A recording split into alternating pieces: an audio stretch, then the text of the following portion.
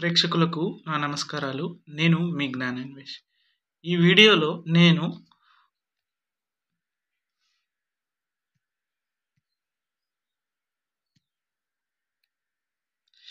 బుధుడు అనే గ్రహము ఏ ప్లేస్లో ఉంటే డిఎన్ఏ ఆస్ట్రాలజీ ప్రకారము ఎటువంటి ఫలితాలు ఉంటాయి, ఏ విధంగా డిఎన్ఏ ఆస్ట్రాలజీ ఈ బుధుని గురించి తెలియజేస్తుంది అన్న అంశం గురించి తెలియజేస్తున్నాను. ఫస్ట్ ఆఫ్ ఆల్, ఈ బుధుడు అనే గ్రహం వచ్చి ఒక్కొక్క గ్రహానికి ఒక్కొక్క పరిధి ఉంటుందన్నమాట. అంటే ఈ బుధుడు అనే గ్రహము ఎన్ని డిగ్రీల వరకు అతని యొక్క ప్రభావాన్ని చూపిస్తాడని చూస్తే అతని 10 డిగ్రీస్ వరకు, అంటే 10 డిగ్రీల వరకు తను కానీ ఎవరితో కానీ యుతి కానీ చెందితే, అంటే కలిసి ఉంటే, ఆ బుధుని అంటే బుధ గ్రహ యొక్క ప్రభావము ఇంకో గ్రహంపై పడుతుందన్నమాట. ఒక్కొక్క గ్రహానికి ఒక్కొక్క పరిధి ఉంటుంది. అంటే ఒక ఆర్బిట్ అనుకోండి. అంటే ఈ ఆర్బిట్ వరకే ఆ గ్రహం అనేది తన యొక్క దృష్టిని చూపిస్తుంది అనేసి అర్థం. ఈ మామూలు వేదిక అస్ట్రాలజీ ప్రకారం మనం చూస్తే బుధుడు వచ్చి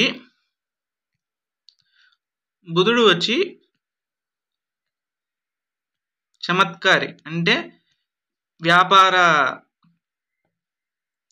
నాలెడ్జ్ కలిగిన వాడు, చమత్కారి, అదేవిధంగా చతురత కలిగిన వాడు, అన్ని విధాలుగా వ్యాపారంలో అభివృద్ధి, మెలకువలు, లోకజ్ఞానం అన్నీ కలిగిన వాడు అని కారకత్వాలు చెప్తూ ఉంటారు ఈ వేదిక అస్ట్రాలజీ ప్రకారం.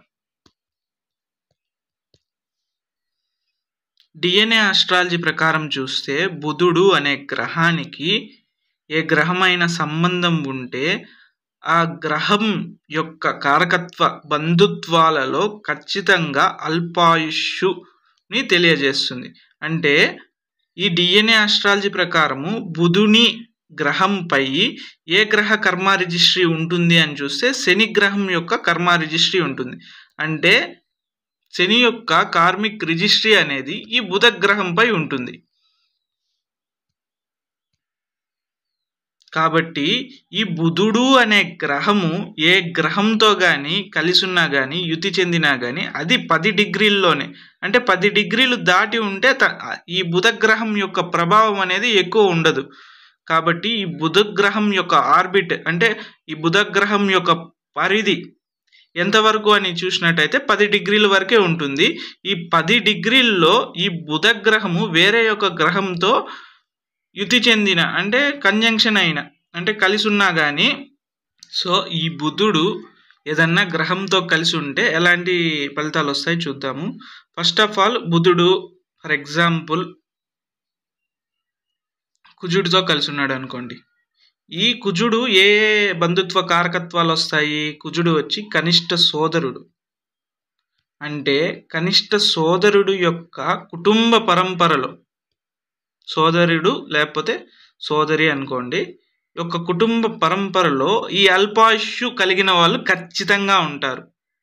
అంటే ఈ బుధుడు ఈ కుజునితో కంజంక్షన్ అయి ఉండడం వల్ల, అంటే ఈ బుధుడికి గురువుకి యొక్క డిగ్రీలు వ్యవధి చూసినట్టయితే 10 డిగ్రీల లోపల ఉంటే ఇలా కనిష్ట సోదరుని కుటుంబంలో ఖచ్చితంగా వాళ్ళ కుటుంబ పరంపరలో అల్పాయుష్ కలిగి ఉంటారు.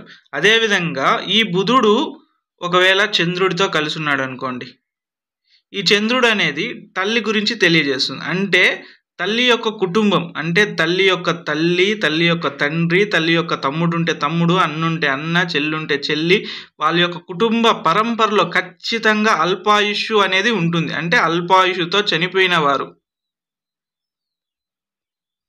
అల్పాయుషుతో చనిపోయిన వాళ్ళు ఖచ్చితంగా ఉంటారు. ఈ బుధుడు వచ్చి చంద్రుడితో కలిసి ఉంటే, అది 10 డిగ్రీస్ లోపల ఉంటే. ఇప్పుడు ఇదే బుధుడు, ఈ బుధ గ్రహం అనే గ్రహం వచ్చి ఒక సూర్యుడితో కలిసి ఉందనుకోండి, అంటే తండ్రి యొక్క పరంపర, అంటే తండ్రి యొక్క బంధుత్వాలు, తండ్రి యొక్క కుటుంబ, అంటే ఫార్ బ్యాక్వర్డ్, అంటే తండ్రి యొక్క తండ్రి, వాళ్ళ తండ్రి, వాళ్ళ తండ్రికి తండ్రి, అలాంటి కుటుంబాల్లో ఖచ్చితంగా అల్పాయుష్ అనేది ఉంటుంది. ఇది ఒక కారకత్వం మాత్రమే. అంటే ఇంకా చాలా కారకత్వాలు ఉంటాయి ఈ బుధ గ్రహం అనేది శని యొక్క కార్మిక్ రిజిస్ట్రీ తీసుకోవడం వల్ల ఈ అల్పాయుష్యుని తెలియజేస్తుంది. అంటే వాళ్ళ కుటుంబ పరంపరలో ఎవరో ఒకరు అల్పాయుష్యుతో చనిపోయి ఉంటారు అన్న అంశాన్ని తెలియజేస్తుంది. ఇంకా చాలా ఉన్నాయి, దీంట్లో నేను ఓన్లీ అల్పాయుష్ గురించి తీసుకొని మాత్రమే తెలియజేస్తున్నాను. అదేవిధంగా మనం చూసినట్టయితే ఈ బుధ గ్రహం శుక్రగ్రహంతో కానీ కనెక్షన్ అయ్యింది అనుకోండి, ఒకరి జాతకంలో బుధుడు శుక్రుడు కలిసి ఉన్నారనుకోండి, వాళ్ళ యొక్క కుటుంబంలో అంటే వచ్చే భాగస్వామి అబ్బాయి అయితే వాళ్ళు వచ్చే అమ్మాయి అంటే వచ్చే భాగస్వామి వాళ్ళ కుటుంబ పరంపరలో ఖచ్చితంగా అల్పాయుష్తో చనిపోయిన వాళ్ళు ఉంటారు. అల్పాయుష్తో చనిపోయిన వాళ్ళు ఖచ్చితంగా ఉంటారు. అదేవిధంగా అంటే ఈ బుధగ్రహము ఒకరి జాతకంలో కానీ శుక్రునితో కానీ కనెక్ట్ అయ్యి ఉన్నిందనుకోండి, ఆ జాతకుని యొక్క భార్య వాళ్ళ కుటుంబంలో ఖచ్చితంగా మీరు కావాలంటే చెక్ చేసుకోండి, ఎవరైనా అల్పాయుషుతో చనిపోయిన వాళ్ళు ఉంటారు. అదేవిధంగా ఈ బుధుడు వచ్చి శుక్రునితో కలిసి ఉండడం వల్ల వాళ్ళ యొక్క అత్త కుటుంబంలో కూడా ఖచ్చితంగా ఎవరో ఒకరు అల్పాయుషుతో చనిపోయి ఉంటారు. ఇంతకుముందు కుజుడు చెప్పాను కదండి, ఇప్పుడు ఇదే బుధుడు కుజుడితో కానీ కలిసి ఉన్నాడు అనుకోండి ఒక అమ్మాయి జాతకంలో, అమ్మాయికి వచ్చే వరుడు అంటే వచ్చే హస్బెండ్ వాళ్ళ కుటుంబంలో, లేకపోతే చేసుకొని ఉంటే ఆల్రెడీ మ్యారేజ్ అయిపోయి ఉంటే వాళ్ళ హస్బెండ్ వాళ్ళ కుటుంబంలో ఖచ్చితంగా అల్పాయుష్తో చనిపోయిన వాళ్ళు ఉంటారు. అంటే కుటుంబ పరంపరలో వాళ్ళ హస్బెండ్ వాళ్ళ ఫాదర్ రిలేటివ్స్ లేకపోతే వాళ్ళ హస్బెండ్ వాళ్ళ మదర్ రిలేటివ్స్లో ఖచ్చితంగా అల్పాయుష్తో చనిపోయి ఉంటారనేసి డిఎన్ఏ ఆస్ట్రాలజీ ప్రకారం తెలియజేయచ్చు మనము. అదేవిధంగా ఇలా అన్ని బుధుడితో కలిసి ఉన్న ప్రతి ఒక్క గ్రహము 10 డిగ్రీల లోపల ఏ గ్రహం కానీ కలిసి ఉన్నా కానీ, ఇప్పుడు గురువు కలిసి ఉన్నాడు అనుకోండి, గురువు కలిసి ఉంటే గురువు సంతానం గురించి తెలియజేస్తాడు. అదేవిధంగా తండ్రికి తండ్రి అంటే గురువు ఏ భావాల కారకం వహిస్తాడని చూస్తుంటే 5వ భావం 1వ భావం 2వ భావానికి వస్తుంది. ఈ 5వ భావం అనేది తండ్రికి తండ్రి అంటే తండ్రి 9వ భావము, 9వ భావానికి భావద్భావం అనుకోండి, 9వ భావానికి మళ్ళీ 9వ భావం వచ్చి 5 అవుతుంది.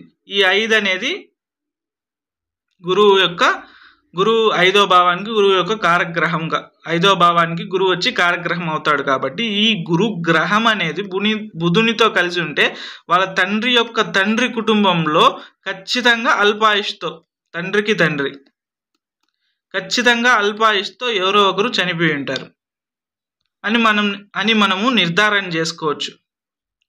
తరువాత మనం చూసినట్టయితే ఇప్పుడు ఫర్ ఎగ్జాంపుల్ బుధుడు ఒక భావంలో ఉన్నాడు అనుకోండి, ఆ భావ బంధుత్వాలకి అందరికీ ఈ బుధుడు వచ్చి శని యొక్క కార్మిక్ రిజిస్ట్రీ తీసుకోవడం వల్ల ఆ భావ బంధుత్వాలందరికీ అల్పాయుష్ అంటే ఆ భావ బంధుత్వాల పరంపరలో అంటే వంశం యొక్క పరంపరలో బంధుత్వాల్లో ఎవరో ఒకరు అల్పాయుష్తో చనిపోతారు.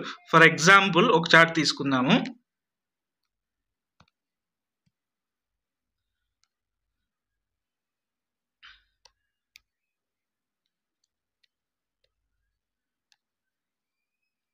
ఇక్కడ మనం ఏదో ఒక లగ్నం తీసుకుంటాం. ఫర్ ఎగ్జాంపుల్ ధనుసు అనేదాన్ని లగ్నం తీసుకుంటాం. ఈ లగ్నంలో బుధుడు వచ్చి ఇక్కడ ఉన్నాడు అనుకోండి, ఇప్పుడు ఇది ఎన్నో భావము? 5వ భావం కింద వస్తుంది. ఈ 5వ భావంలో సంతానం యొక్క పరంపరలో లేకపోతే తండ్రికి తండ్రి యొక్క పరంపరలో, ఇంతకుముందు చెప్పాను కదా తండ్రికి తండ్రి అంటే 9కి 9 5వ భావం అవుతుంది, భావద్భావము. ఆ తండ్రికి తండ్రి యొక్క పరంపరలో ఖచ్చితంగా అల్పాయుష్తో చనిపోయి ఉంటారు. నేను ఇంతకుముందు చెప్పిన ఏదో ఒక గ్రహం వచ్చి బుధునితోనే కలిసి ఉంది అనుకోండి, ఇప్పుడు బుధుడు అనే గ్రహంతో సూర్యుడు కలిసి ఉన్నాడు అనుకోండి, సహజంగా సూర్యుడు తండ్రి గురించి చేస్తాడు. అదేవిధంగా ఇక్కడికి సూర్యుడు అనేవాడు ఎన్నో భావానికి అధిపతి చూస్తే 9వ భావానికి అధిపతి అని తెలుస్తుంది. ఇక్కడ 100కు 100% మనం ఏమని చెప్పచ్చు అంటే అతని యొక్క తండ్రి యొక్క కుటుంబ బంధుత్వాల్లో, తండ్రి యొక్క వంశ పరంపరలో ఖచ్చితంగా అల్పాయుష్తో ఎవరో ఒకరు చనిపోయి ఉంటారు అని మనం కన్ఫర్మ్ చేసేయచ్చు. ఎందుకంటే ఇక్కడ 2 సార్లు వస్తుంది బుధుడు సూర్యుడితో కలవడము. అదేవిధంగా బుధుడు 9వ అధిపతి అయ్యి 9వ అధిపతి అయిన సూర్యుడితో కలవడం, అంటే 9వ అధిపతియే సూర్యుడు అయినాడు. సూర్యుడు సహజంగానే తండ్రి యొక్క కారకత్వం, సూర్య కారకత్వంలో తండ్రి వస్తాడు. అదేవిధంగా 9వ భావానికి కారకత్వం వచ్చి తండ్రి వస్తాడు. ఇలా డబల్ టైం తండ్రి రావడం వల్ల ఈ బుధుడు అనే గ్రహము వచ్చి ఈ సూర్యునితో కలిసి ఉండడం వల్ల అల్పాయుష్యు, అంటే వాళ్ళ తండ్రి యొక్క కుటుంబ పరంపరలో ఖచ్చితంగా అల్పాయుష్యు ఉంటుందని తెలుసుకోవచ్చు. మనం లగ్నము సింహలగ్నం తీసుకుంటే సింహలగ్నానికి 4వ భావంలో బుధుడు ఉన్నాడు అనుకోండి. ఈ 4వ భావంలో బుధుడు ఉండడం వల్ల వాళ్ళ యొక్క తల్లి కుటుంబ పరంపరలో, అంటే తల్లికి తల్లి, తండ్రి, అదేవిధంగా అన్న ఉంటే అన్న, తమ్ముడు ఉంటే తమ్ముడు, చెల్లు ఉంటే చెల్లులు, వాళ్ళ యొక్క పరంపరలో ఖచ్చితంగా అల్పాయుష్యుతో చనిపోయిన వాళ్ళు ఉంటారు. ఇప్పుడు ఏదో ఒక గ్రహము ఈ గ్రహంతో కలయిక ఉంది అనుకోండి. ఈ గురుగ్రహం అనే గ్రహము కలయికతో ఉందనుకోండి. ఈ గురుగ్రహము బుధునితో కలవడం వల్ల ఏమవుతుంది అని చూస్తుంటే, ఈ గురుగ్రహము ఏ భావాలకు అధిపతి అని చూసినట్టయితే గురుగ్రహము 5వ భావానికి, అదేవిధంగా 8వ భావానికి అధిపతి. ఈ 5వ భావం మనం చూసినట్టయితే తండ్రికి తండ్రి, అంటే తాత అనుకోండి. అంటే తండ్రికి తండ్రి వాళ్ళ కుటుంబం పరంపరలో ఖచ్చితంగా అంటే ఇప్పుడు తండ్రి యొక్క పరంపరలో ఖచ్చితంగా అల్పాయుష్యు ఉంటుంది.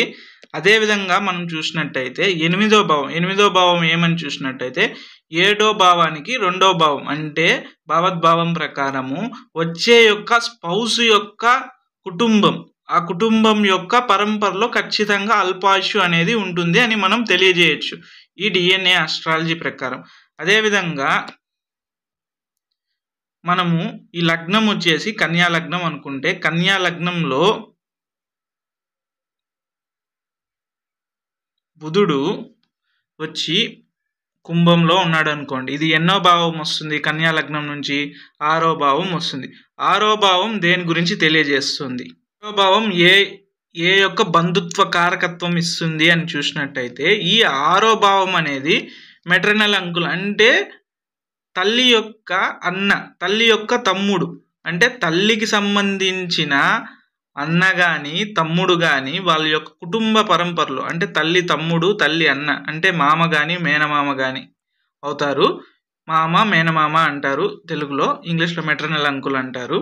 ఈ బుధుడు అంటే కన్యా లగ్నానికి బుధుడు వచ్చి 6వ భావంలో ఉంటే, అంటే లగ్నాధిపతి 6వ భావంలో ఉన్న ఈ బుధుడు అనేది శని యొక్క కార్మిక్ రిజిస్ట్రీ, బుధ గ్రహానికి శని యొక్క కార్మిక్ రిజిస్ట్రీ ఉండడం వల్ల ఈ బుధ గ్రహము యొక్క శని యొక్క కార్మిక్ రిజిస్ట్రీని ఈ 6వ భావానికి ఇవ్వడం వల్ల, ఎగ్జిబిట్ చేయడం వల్ల ఈ 6వ భావ బంధుత్వ కారకత్వాల్లో ఖచ్చితంగా అల్పాయుషుతో చనిపోయిన వాళ్ళు 100కి 100%, 100% ఖచ్చితంగా ఉంటారు. ఈ 6వ భావ బంధుత్వాలు ఏవి అని చూసినట్టయితే తల్లి యొక్క అన్న, తల్లి యొక్క తమ్ముడు, అంటే మామ మేనమామ, మెటర్నల్ అంకుల్స్ యొక్క కుటుంబ పరంపరలో ఖచ్చితంగా అల్పాయుషుతో చనిపోయిన వాళ్ళు ఉంటారు.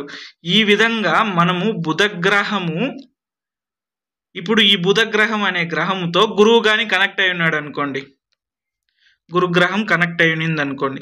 ఈ గురుగ్రహం ఏ భావాలకు అధిపతి చూడాలి? ఈ గురుగ్రహము వచ్చి 4వ భావానికి, అదేవిధంగా 7వ భావానికి. అంటే 4వ భావం దేని గురించి తెలియజేస్తుంది? తల్లి గురించి తెలియజేస్తుంది. అదేవిధంగా 7వ భావం ఏం తెలియజేస్తుంది? వచ్చే స్పౌస్, భాగస్వామి, పార్ట్నర్, లేకపోతే ఏదైనా వ్యాపారం చేస్తే ఆ వ్యాపారం చేసే పార్ట్నర్ యొక్క కుటుంబం గురించి తెలియజేస్తుంది. భాగస్వామి కానీ పార్ట్నర్ కానీ దాని గురించి తెలియజేస్తుంది.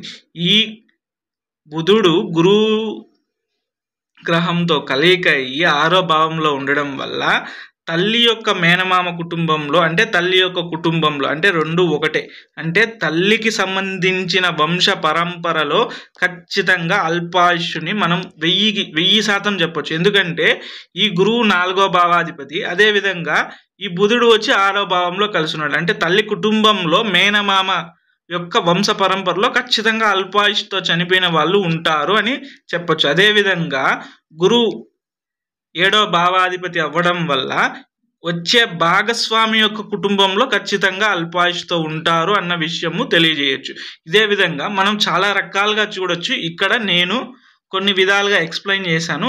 ఏ భావంలో ఉంటే బుధుడు ఆ భావ బంధుత్వాలకి అల్పాయుష్యు అంటే ఆ భావ బంధుత్వ పరంపరలో వంశ పరంపరలో ఖచ్చితంగా అల్పాయుష్ని తెలియజేస్తాడు.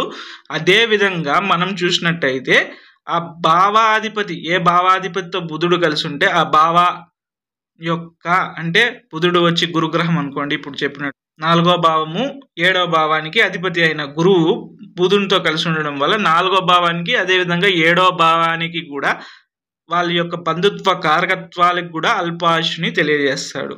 ఈ విధంగా మనము బుధ గ్రహము 10 degreesలో ఉంటే ఎటువంటి ఫలితాలు వస్తాయి, అదేవిధంగా బుధ గ్రహం ఏ భావంలో ఉంటే ఏ గ్రహంతో కలయికలో ఉంటే ఎలాంటి ఫలితాలు వస్తాయి అన్న అంశం గురించి బ్రీఫ్గా తెలియజేశాను. మరో వీడియోతో మళ్ళీ కలుస్తాను. మీ జ్ఞానాన్వేష్.